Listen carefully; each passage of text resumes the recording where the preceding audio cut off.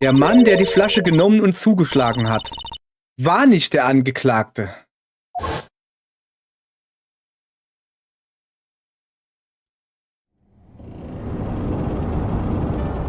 Wusch. Wusch. Lauter Wusch. Noch ein Wusch und eine Spinne.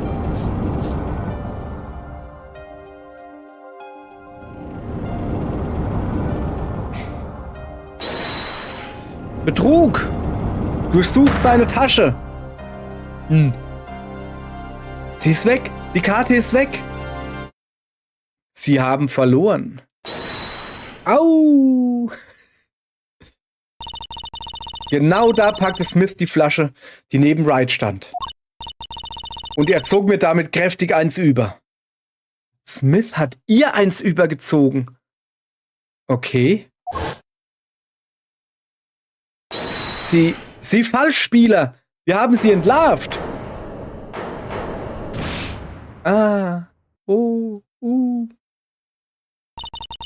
Als ich zu mir kam, war das Opfer bereits tot, nicht wahr?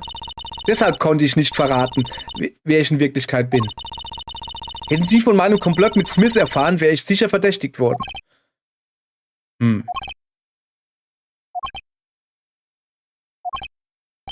Nun, wo führt uns das hin? Das ist eine sehr gute Frage. Wo führt uns das hin? Zuallererst aber mal, guten Tag, ihr Leid. Sitzung ist eröffnet. Das macht irgendwie Spaß. Ich glaube, ich werde Richter. Also, kurzes Resümee zur letzten Folge. Wir haben Olga Orly, die gar keine Russin ist, entlarvt, eine Falschspielerin zu sein. Sie ist eine Bescheißerin, sozusagen. Und sie steckte unter einer Decke mit Shady Smith. Wer hätte das gedacht? Ihr Falschspielertrick ging aber nach hinten los. Sie hat bei Phoenix Wright eine Karte in seine Tasche gesteckt, aber Phoenix Wright hat das wohl bemerkt und hat die Karte verschwinden lassen. Und deshalb ist alles aufgeflogen, beziehungsweise eben nicht. Der Trick, den sie machen wollte, Phoenix Wright zu beschuldigen des Falschspielens, hat nicht funktioniert, weil sie ihm nicht nachweisen konnte, dass er falsch spielt. So, und jetzt haben wir gerade ausgesagt, oder hat sie gerade ausgesagt, dass Shady Smith sie mit der Flasche gehauen hat. Dann war sie bewusstlos und als sie wieder zu Bewusstsein kam, war Shady Smith tot. Es wird interessant. Okay, wie machen wir weiter? Wo führt das nur hin? Wahnsinn. Der blanke Wahnsinn. Ich träume wohl. Wahrscheinlich wurde ich von der Flasche getroffen und träume das jetzt alles nur. Der Staatsanwalt ist wohl mit seiner Weisheit am Ende. Ich kann es ihm nicht verübeln. Herr Gavin, was halten Sie von dieser neuen Wende der Ereignisse? Herr Gavin? Als Verteidigung in diesem Fall bin ich der Meinung, dass wir uns gezwungen sehen, Frau Orly als ungeheure Lügnerin zu bezeichnen. Was? In der Mordnacht befanden sich 3 Personen im Raum. Der Angeklagte, das Opfer und sie. Und sie hat ein Motiv. Ein Motiv?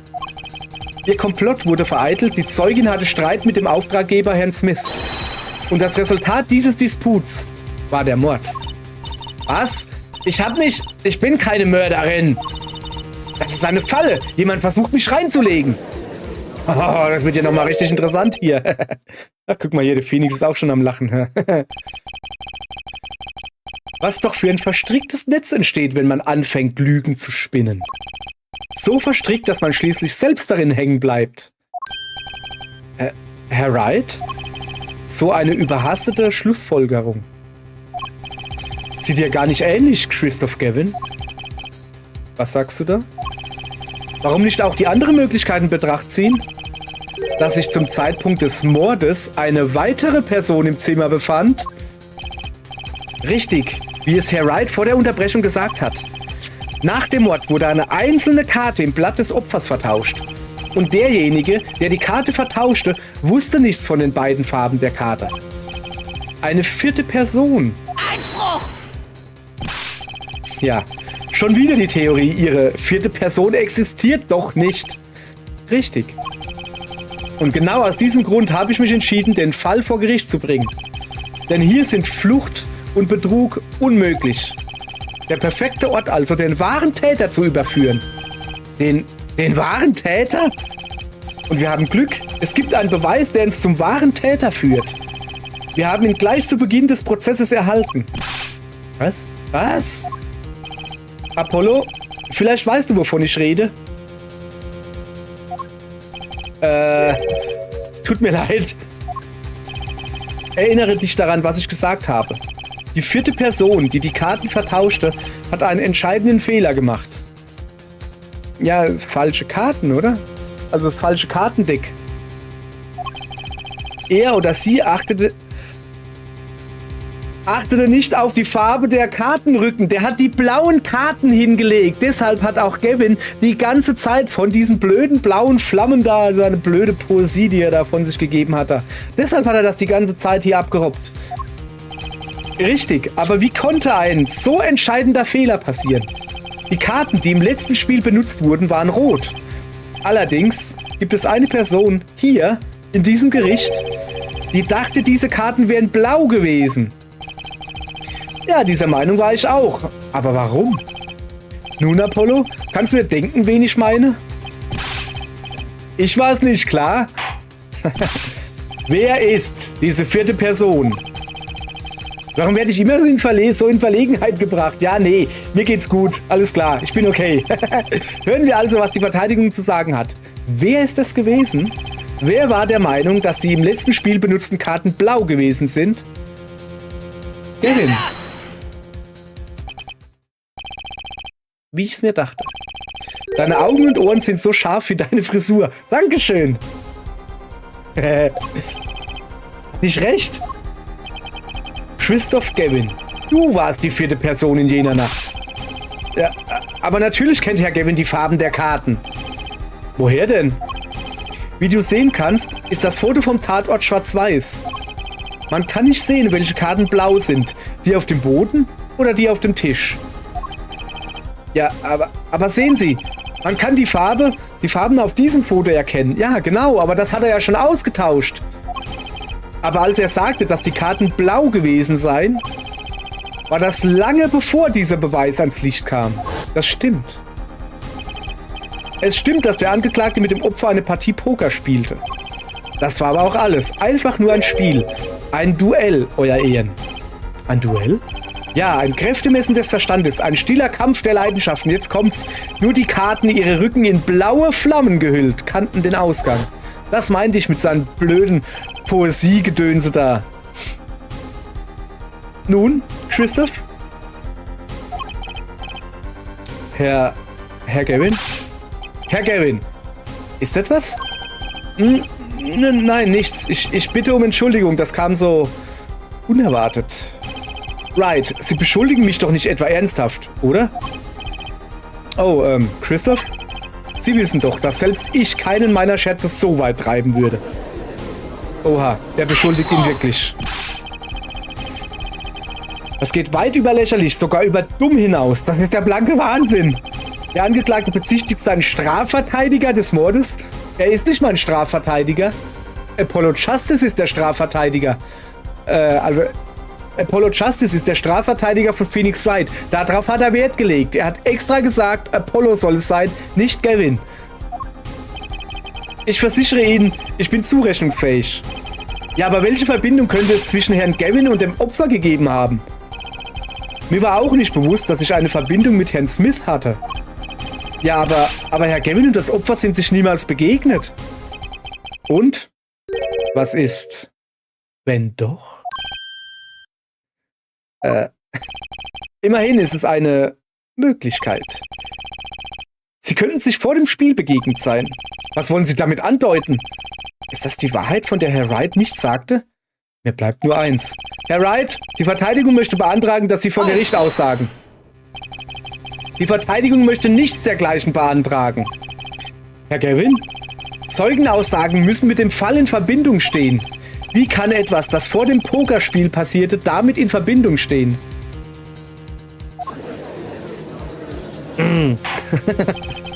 Ich kann Ihnen nicht ganz folgen, Herr Gavin. Wie ich bereits gesagt habe, ist die Verteidigung der Meinung, dass Frau Orley... Ich nehme an, Sie sprechen hier für Herrn Justice. Er ist die Verteidigung, nicht Sie. Yep. Herrn Justice, die Entscheidung bezüglich Herrn Wrights Aussage liegt ganz bei Ihnen. Okay. Sollte das Gericht ihrer Meinung nach Herrn Wrights Aussage hören, wir müssen jetzt halt aufpassen, ne? Sie muss mit dem Fall in Verbindung stehen. Wenn das jetzt irgend so eine Larifari-Aussage ist, wo ich keinen Beweis vorbringen kann, dann wird der Richter böse. Also, natürlich wird die Aussage angehört. Das war Herrn Wrights Strategie. Er hatte das von Anfang an geplant. Und ich versuche, das alles zu durchblicken. Die Verteidigung beantragt, dass Herr Wright vor Gericht aussagt. Und du, Justice? Würdest du mich, deinen Mentor, verraten? Tut mir leid, Herr Gavin. Es geht hier nicht um Loyalität, sondern um die Wahrheit. Gut. Würde der Angeklagte, Herrn Wright, nun bitte in den Zeugenstand treten?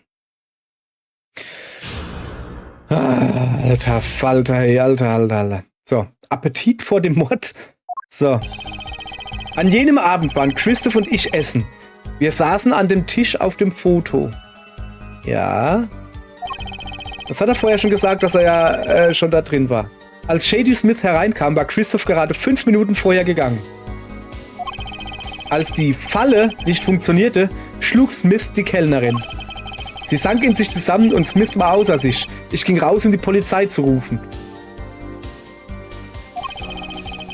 Als ich zurückkam, war er tot und Blut lief ihm aus einer Wunde in seiner Stirn. Als ich das sah, machte ich noch einen Anruf. Ich rief Strafverteidiger Gavin an. Herr Gavin? Sie befanden sich in der Mordnacht im Borscht-Spot. Wir gehen häufig zusammen essen. Und er telefonierte unmittelbar nach dem Mord mit dem Angeklagten? Ich war gegen meinen Willen in einen Mord verwickelt worden. Ich dachte mir, dass ich einen Anwalt brauchen könnte, also rief ich ihn an. Das hatten Sie von Anfang an geplant, nicht wahr, Wright? Nur weil Sie mich in Ihren kleinen Mordprozess mit hineinziehen wollten. Das Einzige, was ich möchte, ist die Wahrheit. Wie damals schon und jetzt auch. Ich dachte, meine Kanzlei würde Ihnen einen Gefallen tun, den Fall anzunehmen. Anscheinend habe ich mich geirrt. Nun gut, die Verteidigung darf den Zeugen ins Kreuzverhör nehmen. Justice. Ja?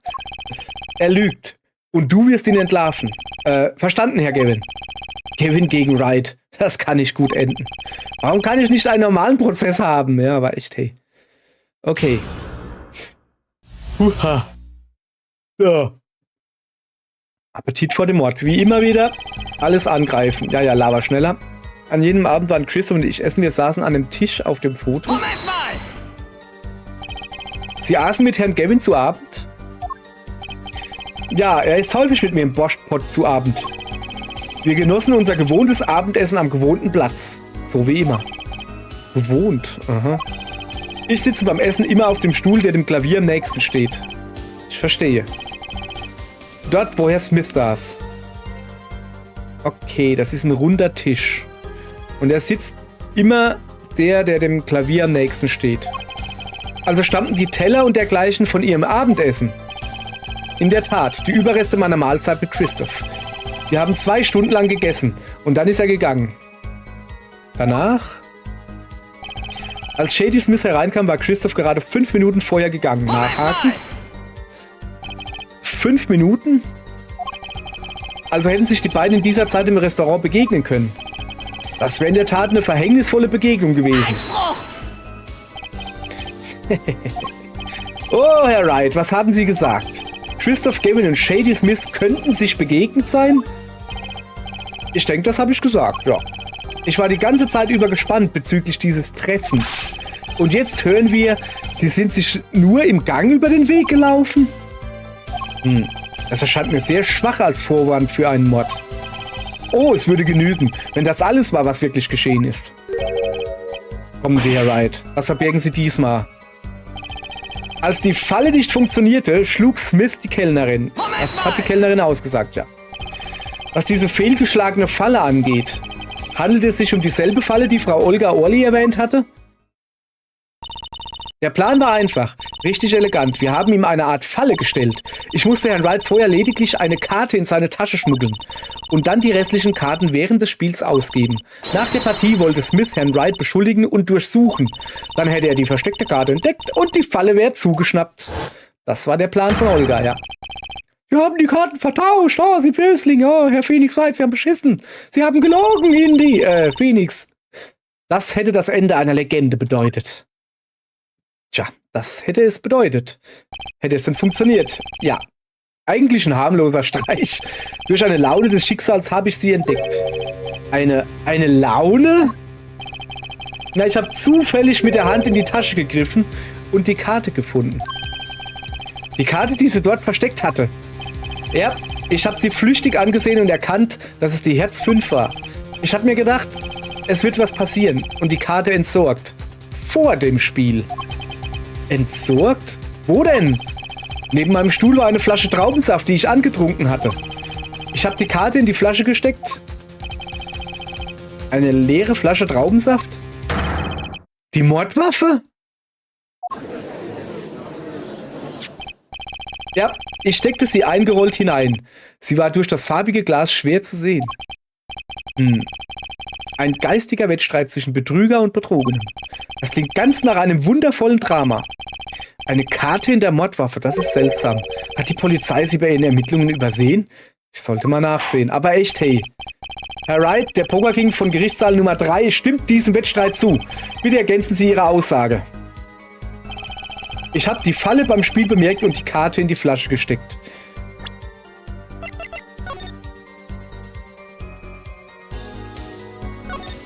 Okay.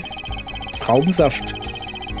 Wie lange ist es her, dass ich Traubensaft getrunken habe? Anscheinend Herrn Wrights Lieblingsgetränk, wie es wohl zu Borscht passen mag. Also da ist gar nichts zu sehen, aber ja, komm. Keine Hinweise.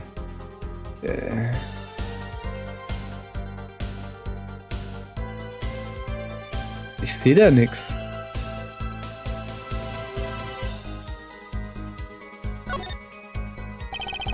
Die Flasche ist komplett leer. Ja. Okay. Also die Flasche ist leer. Komm, ich präsentiere die jetzt. Herr Wright, darf ich? Ja.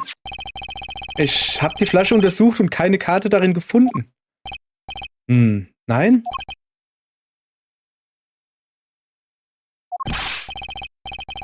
Was ist, Herr Wright? Sicher ist nicht alles, was Sie zu sagen haben. Ich kann nicht behaupten, dass ich weiß, was mit der Karte geschehen ist. Aber ich habe sie in die Flasche gesteckt. Huch. Womöglich hat eine 5. Person sie rausgeholt und die 6. Person half ihr dabei. Herr Gavin, Herr Wright ist Ihr Mandant. Ich bitte um Verzeihung, Euer Ehren. Ich werde auch nicht dulden, dass Sie unsere Ermittlungen verunglimpfen. Wir haben in die Flasche hineingesehen. Da war nichts. Also, was geht hier vor? Führt uns Herr Wright wieder an der Nase herum? Oder ist die Karte einfach verschwunden? Fahren Sie bitte mit dem Kreuzverhör fort. Ich fürchte, entscheidende Widersprüche verlangen entscheidende Beweise. Oh! Du musst mehr Druck auf ihn ausüben, Justice. Mach ihn fertig. Nur du und der Zeuge stehen im Ring. Schlag ihn K.O. Wie kommt es dazu, dass wir nicht mehr auf der Seite unseres Mandanten stehen? So.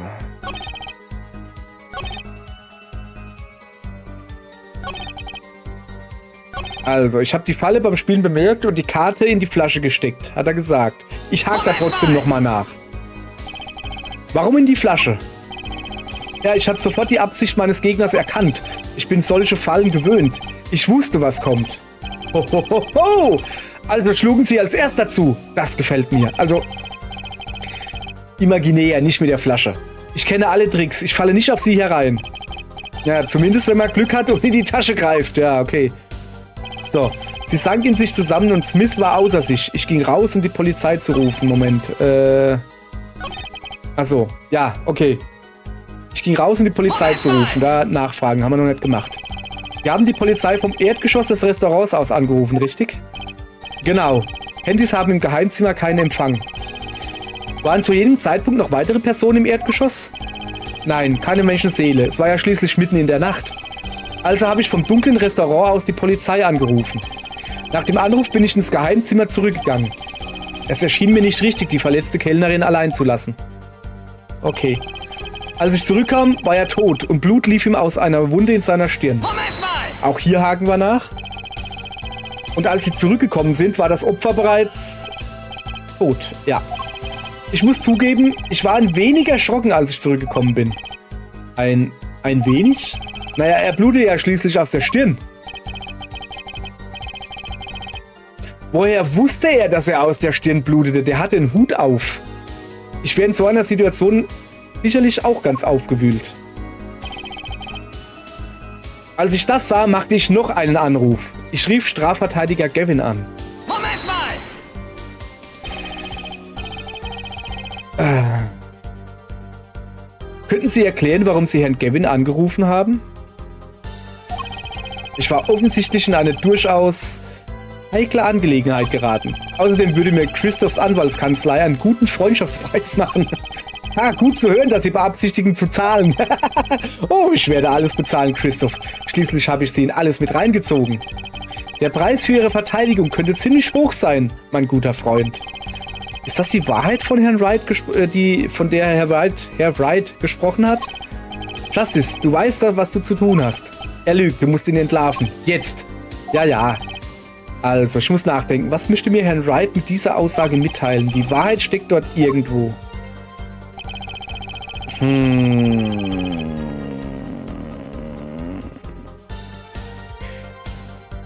Was will ich auch essen? Shady Smith war 5 Minuten vorher Gang. Die Falle hat er bemerkt und Karte in die Flasche gesteckt. Die Flasche haben wir aber schon vorgebracht, die ist leer. Also sie sank in sich zusammen und Smith war außer sich. Also der hat ihr Flasche auf den Kopf gehauen. Ich ging raus, um die Polizei zu rufen. Als ich zurückkam, war er tot und Blut lief ihm aus einer Wunde in seiner Stirn. Das ist das, wo ich sage, der hat doch einen Hut. Komm mal her. Da, guck. Also das ist das Tatort-Fotos 2. Der Hut wurde entfernt. Das ist das. Was bringen wir jetzt vor, oder? Man kann hier nicht sehen, dass da Blut rauslief. Also. Einspruch! Ja. Herr Wright, darf ich? Ja. Sehen Sie sich das Foto vom Tatort an. Sehen Sie das Opfer hier. Es trägt einen Hut. Ich denke nicht, dass Sie Blut auf seiner Stirn gesehen haben konnten. Guter Einwand.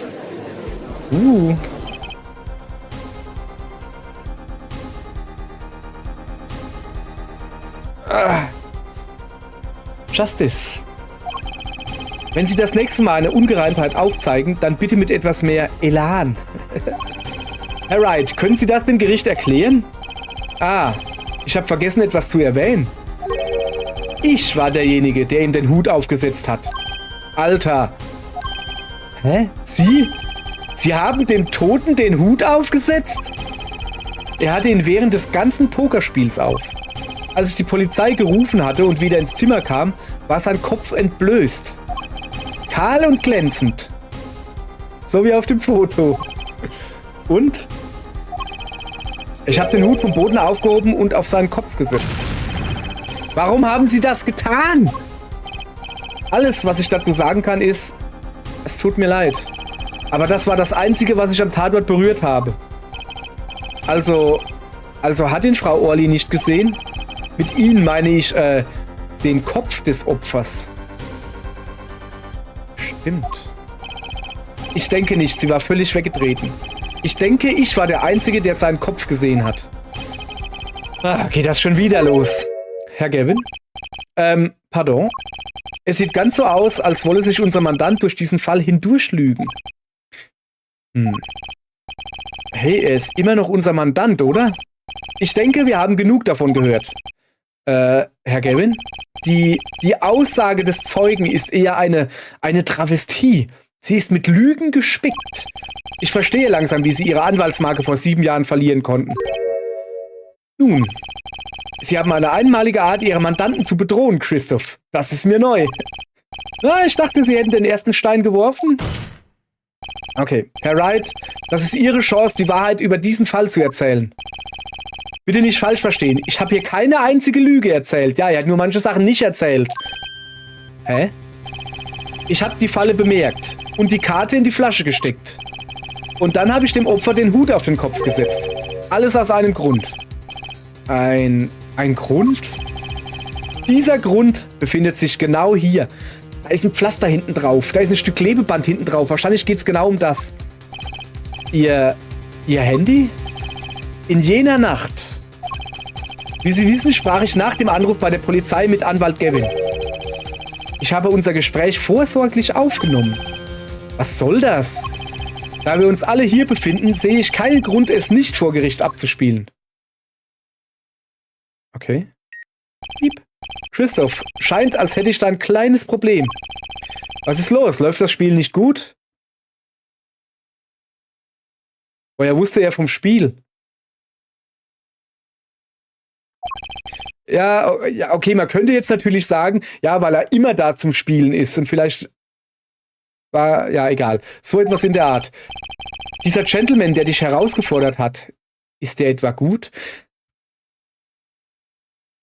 Die haben sich doch nur 5 Minuten im Flur gesehen. Egal. Dieser Gentleman, der sich herausgefordert hat, ist der etwa gut? Er ist tot. Jemand hat ihm kräftig eine übergezogen. Du meinst wohl, jemand hat ihm seine makellose Glatze aus Knochenporzellan poliert? Der hatte die ganze Zeit einen Hut auf. Woher wusste er, dass er eine Glatze hat? Der hatte so Koteletten. Wisst ihr, an wen mich der erinnert? An, wie hieß der? Wahrscheinlich Rosso oder so, irgendwie sowas. Street Fighter EX. Irgendein EX-Teil. Da gab's einen, der sah genauso aus, mit Hut und allem. Du meinst wohl, jemand hat ihm seine makellose Glatze aus Knochenporzellan poliert. Das ist ein schöner Ausdruck übrigens. Ich glaube, ich mache nachher so ein Foto oben rechts rein oder so, damit ihr seht, welchen Charakter aus Street Fighter ich meine. Kann ja durchaus sein. Ich meine, Street Fighter ist auch von Capcom. So, weiter geht's. Du warst es doch nicht, oder? Ich bitte dich, die Polizei sollte jede Minute hier sein. Mein Schicksal liegt in deinen Händen. Sollte es darauf ankommen. Knochenporzellanplatte?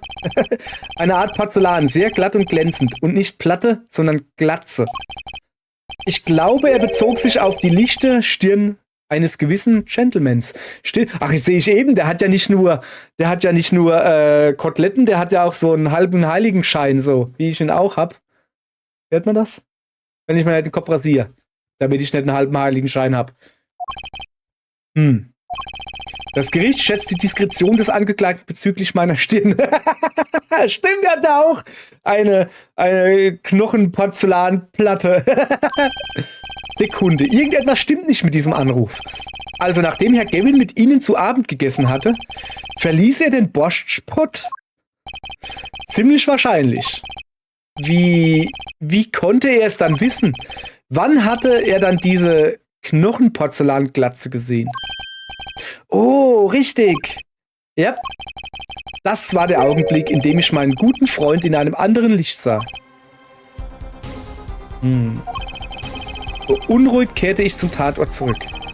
Und als ich Herrn Smith Kopf wieder sah, wurde mir bewusst, was falsch war. Nun, Herr Gavin, die Bühne ist vorbereitet. Vielleicht wollen Sie das dem Gericht erklären? Woher genau stammt Ihr privilegiertes Wissen über den Kopf des Opfers? Das ist also Ihr Grund. Das ist der Grund, warum Sie dem Opfer den Hut wieder aufgesetzt haben. 1:0, Herr Gavin? Wie konnten Sie mir so etwas antun? Gerade Sie, Phoenix Wright. Ruhe! Ich verlange Ruhe! Herr Payne? Ja, Euer Ehren? Ich denke, dem Gericht bleibt keine Wahl. Sind Sie bereit, die Aussage des Strafverteidigers Gavin zu hören? Nun, ich als Staatsanwalt? Sehr gut. Wir machen eine 10-minütige Pause. Danach wird Herr Gavin den Zeugenstand für das Kreuzverhör betreten. Haben das alle verstanden? Verstanden, Euer Ehren. Sehr gut. Das ist die letzte Unterbrechung für heute. Huha!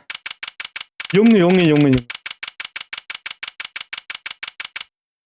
20. April, 14:32 Uhr, Bezirksgericht, Angeklagtenzimmer Nummer 3. Herr Gavin und Herr Wright sind beide im Büro des Richters. Wer hätte gedacht, dass dieser Tag kommen würde? Darf ich? Oh, Juicy. Ich meine, oh, wer ist denn das? Ich kenne ja Ihren Namen gar nicht. Huch, was? Hallo, ziehen Sie eine Karte, irgendeine Karte. Was soll das Ganze? Ist die okay? Exzellent. Ich habe eine Nachricht für Sie. Das letzte Blatt wird gespielt. Sie brauchen einen Trumpf, um zu gewinnen. Ist das die Herz 5? Einen Trumpf? Die Karte, die Sie gezogen haben, ist magisch. Setzen Sie sie weise ein und Sie gewinnen. Das ist alles. Nee, es ist Schipper Ass. Ein Ass. Woher kenne ich diese Karte nur? Sie ist rot. Es ist ein Ass. Schipper Pik. Ein Pik Ass. Lag auch auf dem Tisch. Ja. Bei Phoenix Wright lag eine Pik Ass. Woher kenne ich diese Karte nur?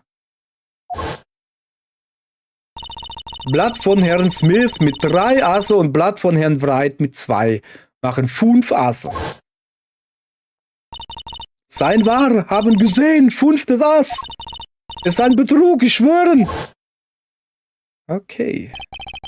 Das verschwundene 5. Ass.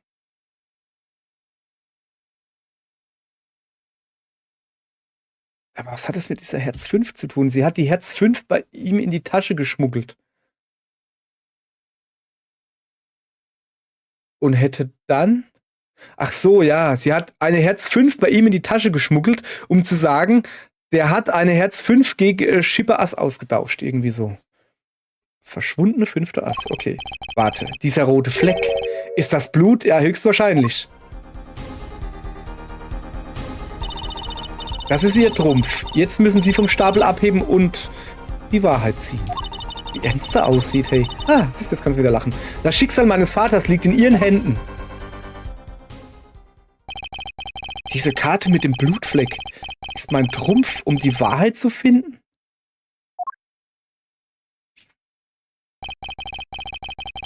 Ich bin tief in Gedanken und mein Geist versucht, das alles zu begreifen. Das Mädchen. Ich habe sie kürzlich gesehen, aber wo? Das Foto. Mann, er hat es auf seinem Medaillon. Ich weiß, das ist... Ja, siehste.